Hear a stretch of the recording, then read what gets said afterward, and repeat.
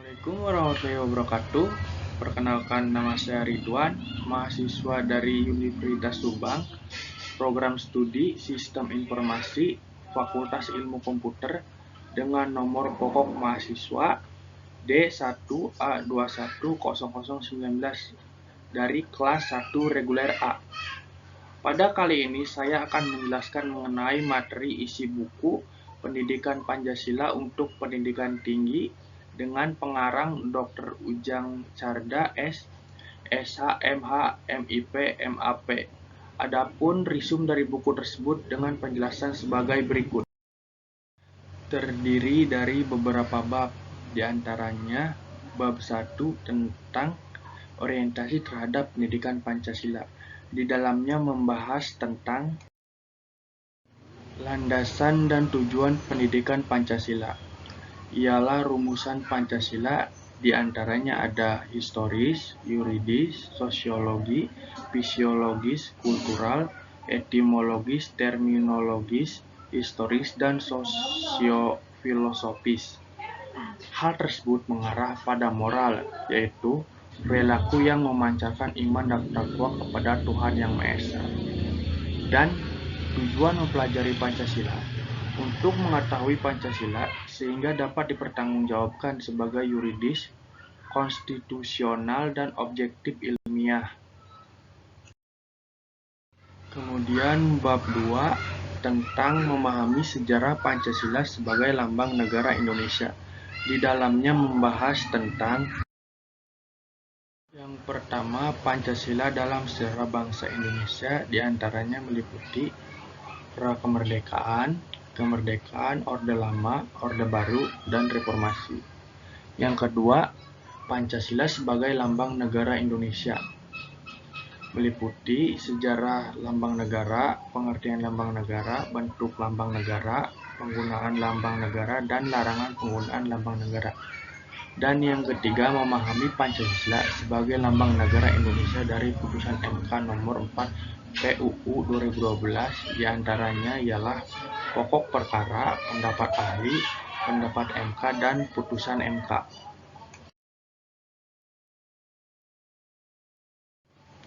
Selanjutnya, bab 3 ialah memahami Pancasila sebagai sistem filsafat. Di dalamnya membahas tentang pengertian filsafat. Filsafat merupakan ilmu yang berusaha menyelidiki hakikat segala sesuatu untuk memperoleh kebenaran.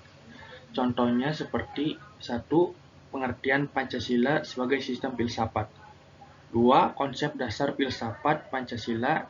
Dan yang ketiga, landasan filsafat Pancasila, diantaranya meliputi yang pertama, landasan ontologis Pancasila, yang kedua, landasan epistemologis Pancasila, dan yang ketiga, landasan aksiologis Pancasila. Kemudian selanjutnya bab 4 ialah memahami Pancasila sebagai sistem nilai, etika, dan norma. Di dalamnya membahas tentang Pancasila sebagai sistem nilai, etika, dan norma. Yang pertama, pengertian dari nilai. Nilai pada hakikatnya merupakan sifat atau kualitas yang melekat pada suatu objek, bukan objek itu sendiri. Yang kedua, pengertian dari etika, merupakan tingkah laku berdasarkan aturan moral. Yang ketiga, pengertian dari norma, aturan atau ketentuan yang mengikat warga kelompok dalam masyarakat. Dan Pancasila sebagai nilai dasar fundamental bagi bangsa dan negara, yang meliputi negara Indonesia adalah negara persatuan, negara hendak mewujudkan keadilan sosial, dan negara berdasarkan kedaulatan rakyat dan berdasarkan atas ketuhanan Yang Maha Esa. Selanjutnya bab 5 ialah memahami muatan sila-sila dalam Pancasila. Di dalamnya membahas tentang 1. Menekan fundamental etis religius dari negara Indonesia yang bersumber dari ketuhanan yang diajarkan keyakinan juga pengakuan terhadap Tuhan Yang Maha Esa. 2. Kesadaran sikap dan perbuatan manusia didasarkan kepada potensi budi nurani manusia dalam hubungan dengan norma dan kebudayaan. 3. Mencangkup persatuan dalam arti ideologis politik ekonomi, sosial, budaya, dan keamanan. 4. Kedaulatan itu berdasarkan atas kerakyatan dan permusyawaratan. Dan yang kelima, setiap orang mendapat perlakuan yang adil dalam bidang hukum, politik, ekonomi, dan kebudayaan, serta menekankan pada prinsip keadilan dan kesejahteraan. Kemudian selanjutnya, bab 6, ialah memahami Pancasila sebagai ideologi bangsa dan negara. Di dalamnya membahas tentang yang pertama, pengertian ideologi.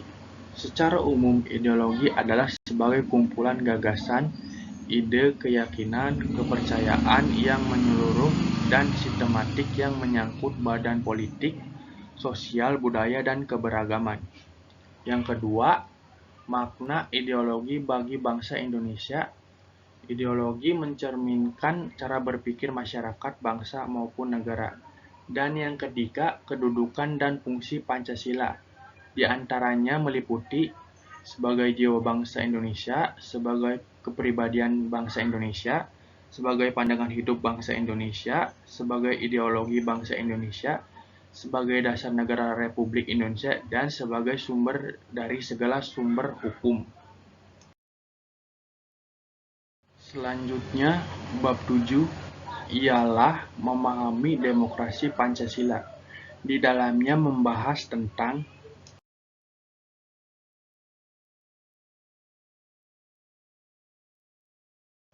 yang pertama, pengertian demokrasi. Menurut Meriam, demokrasi merupakan sebagai pemerintah oleh rakyat, di mana kekuasaan tertinggi berada di tangan rakyat. Yang kedua, prinsip demokrasi diantaranya meliputi pemerintah dijalankan berdasarkan konstitusi, adanya pemilu, adanya peran-peran kelompok penting, sebuah ide untuk menyelesaikan masalah. Dan yang ketiga, penerapan demokrasi Pancasila di Indonesia. Demokrasi sebagai mekanisme dalam meraih cita-cita hidup berkelompok yang ada di dalam UUD 1945 sebagai bentuk kerakyatan. Selanjutnya, bab 8 ialah memahami hak dan kewajiban asasi manusia dalam Pancasila. Di dalamnya membahas tentang hak dan kewajiban asasi manusia dalam Pancasila. 1. Setiap orang bebas untuk menjalankan ajaran agamanya masing-masing. 2. Setiap orang berhak diperlakukan secara sepintas, tidak diperlakukan sewenang-wenang, dan setiap bangsa berhak menentukan corak dan bentuk negaranya sendiri.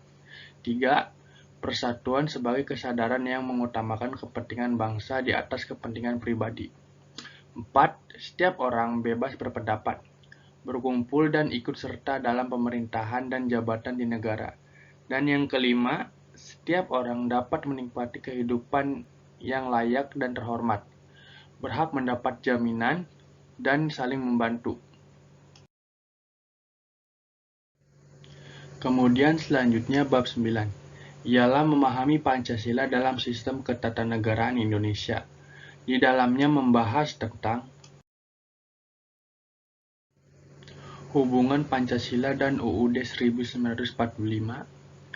Isi arti pokok pikiran Pancasila terkandung dalam pembukaan UUD 1945, di mana terdiri dari dua bagian yang terbagi atas 3 alinea serta pasal-pasal yang mendukungnya, sehingga saling berkaitan antara Pancasila dan pembukaan UUD 1945 sebagai sistem ketatanegaraan dan perubahan UUD 1945. Di antaranya meliputi yang pertama, membentuk struktur ketatanegaraan yang bertumpu pada kekuasaan tertinggi di tangan MPR. Yang kedua, memberikan kekuasaan besar kepada Presiden. Dan yang ketiga, semangat penyelenggaraan negara tidak cukup didukung oleh ketentuan konstitusi yang memuat aturan dasar kehidupan. Dan yang terakhir selanjutnya bab 10 ialah refleksi Pancasila sebagai paradigma reformasi dalam kehidupan bermasyarakat, berbangsa, dan bernegara. Di dalamnya membahas tentang yang pertama, pengertian paradigma. Paradigma atau paradigem adalah contoh atau pola akan tetapi dalam komunikasi ilmiah, paradigem dipahami sebagai sesuatu yang lebih konseptual dan signifikan, meskipun bukan sesuatu yang tabu untuk diperdebatkan.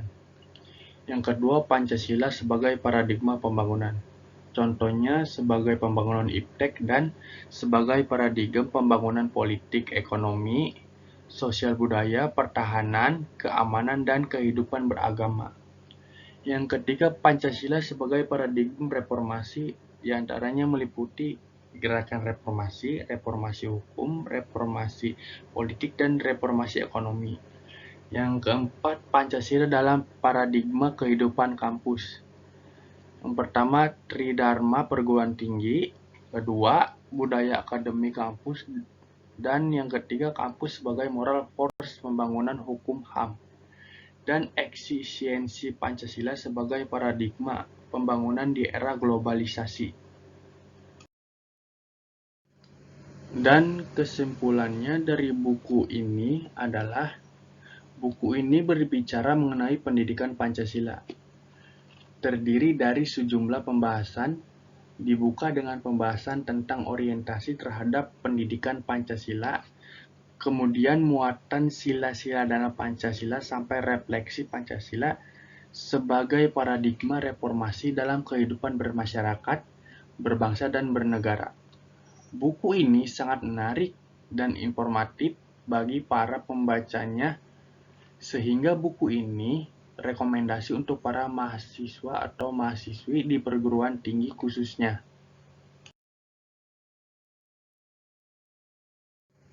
Sekian dari saya yang bisa saya sampaikan tentang buku ini, Pendidikan Pancasila untuk Pendidikan Tinggi dari bab 1 sampai bab 10, pengarang Dr. Ujang Carda, SHMH MIP.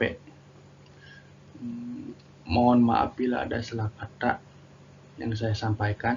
Terima kasih. Wassalamualaikum warahmatullahi wabarakatuh.